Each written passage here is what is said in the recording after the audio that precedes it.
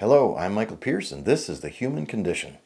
Today, we're talking about how to talk to people and family members about health. Or another title of this would be Why Smart People Make Dumb Health Decisions.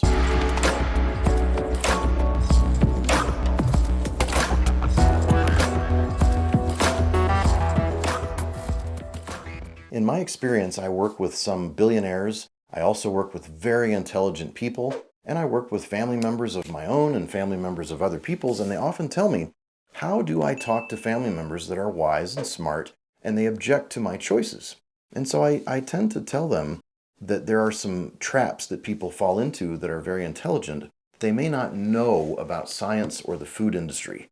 And so I want to start by talking about the fact that the first mistake that very smart people that are very accomplished often make is they appeal to authority and titles and policies.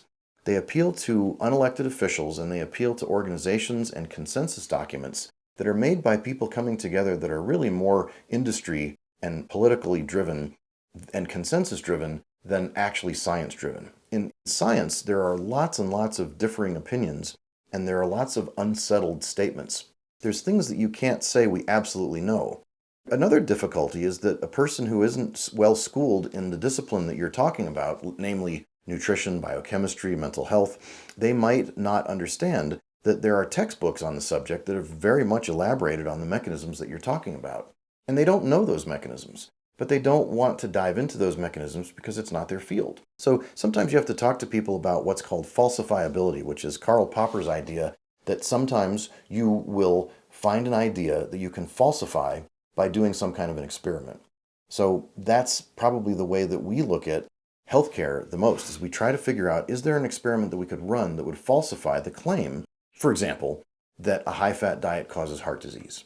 And we have to find the funding to be able to do it. So just because an organization or an agency hasn't found the funding to do a study doesn't mean that the concept we're talking about may not be true. So these captured agencies often deny the questions, they deny the funding, they deny the idea of doing a falsifiable study to find out if their claims are true. Because they push their own idea, but they claim there's no evidence on the other side, and then they say, well, because there's no evidence, we're not going to fund it. So it's a circular argument. The other thing that happens with very educated people is they say, oh, this is such a complex topic, because they don't understand or are not able to unpack the complexity. And usually that's cover for they're not willing to change a paradigm. It's very possible that their very paradigm and their very foundation is incorrect, and they don't understand the mechanisms of how cells work or how certain areas of the brain or of the body work. And they're hiding that idea of their paradigm. So we don't want to necessarily attack somebody, but we want to find out the root causes and we want to discuss with them the mechanisms. And sometimes that means grabbing something from a textbook, that means grabbing something from YouTube, a long form video, and pulling out snippets and being able to start with the things you agree on, which is what causes insulin resistance or what causes heart disease. Those are very difficult concepts to talk about. But there are some things that we can look at, and there are some really good research on things like foam cells and the mechanism of the inflammatory origination of plaque in heart disease and in blood vessels in the brain. The other difficulty that I see with very smart people, very wealthy people, very accomplished people that have done a lot of things in life is they've usually done something in a field that is very defined and they've been extremely successful in it. And they think they can translate that and overlay that on some other thing that isn't the same. Because they were so wildly successful, they think, well, I'll just transplant my way of thinking from this highly successful domain to this highly successful domain. And it fails miserably.